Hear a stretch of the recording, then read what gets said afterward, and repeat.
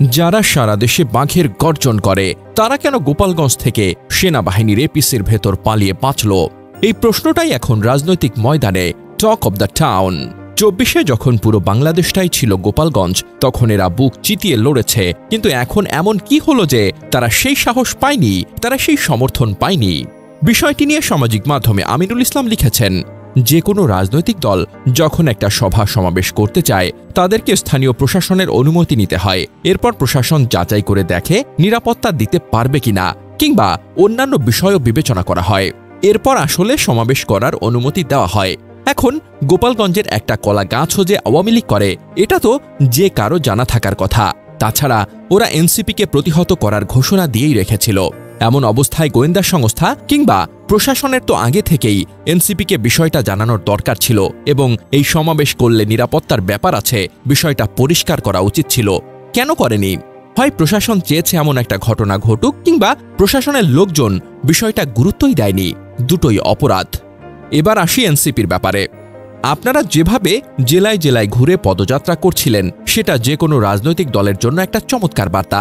আপনাদের রাজনৈতিক প্রতিপক্ষের জন্য এটা আসলে এক অর্থে চ্যালেঞ্জ ছিল। তো আপনারা কোন দুঃখে এখনই গোপালগঞ্জে গেলেন?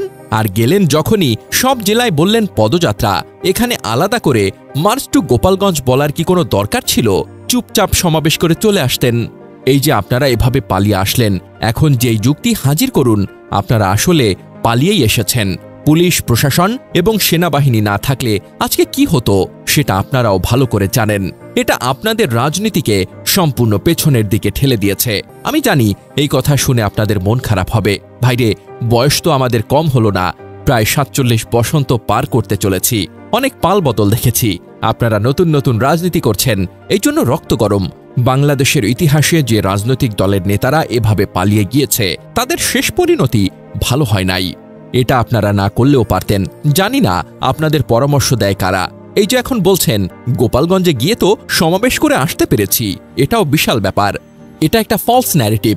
আপনাদের জানিয়ে রাখি, আওয়ামী লীগের ঘোর আমলেও বিএনপি গিয়ে গোপালগঞ্জে সমাবেশ করে এসেছে। রক্ত গরম করে আন্দোলন করা যায়, বিপ্লবও করে ফেলা যায়। রাজনীতিটা রক্ত গরম করে হয় না। একটু থামুন, ব্রেক নিন, এরপর আগান, নইলে পেছনে পড়ে যাবেন। আর একবার যদি পড়ে যান, জেনে রাখুন কেউ আপনাদের তুলতে যাবে না। কারণটা কি জানেন?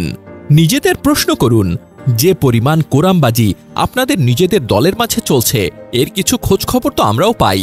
এরপর নিজেদের দলের মানুষই ল্যাং মেরে ফেলে দেবে।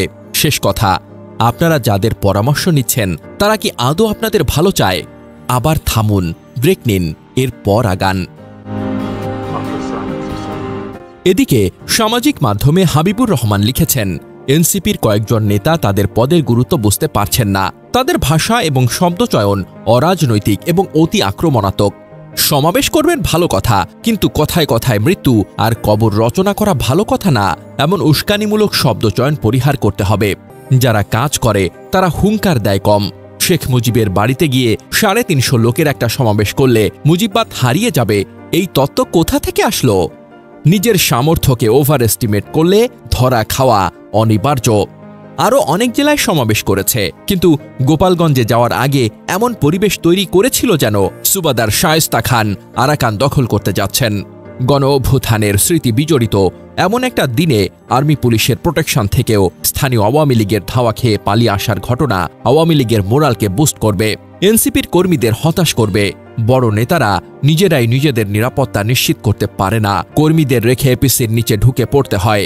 সরকারে থাকা অবস্থায় পুলিশ প্রোটেকশনে থাকা কোনো দলের নেতাদের এরকম দুরবস্থা দেখলে কর্মীরা নেতার উপর ভরসা পাবে না। এনসিপিতে অবশ্য এখনো কোনো কর্মী নাই, সবাই নেতা। আওয়ামী লীগ সন্ত্রাসী, গোপালগঞ্জ আওয়ামী লীগ মুক্ত হয় নাই, এগুলো নতুন করে দেখানোর কিছু নাই, সবাই জানে সব। আজকের ঘটনায় এনসিপির কোনো প্রাপ্তি নাই, কিন্তু এনসিপির হঠকারিতার কারণে আওয়ামী লীগ অনেকভাবে লাভবান হয়েছে।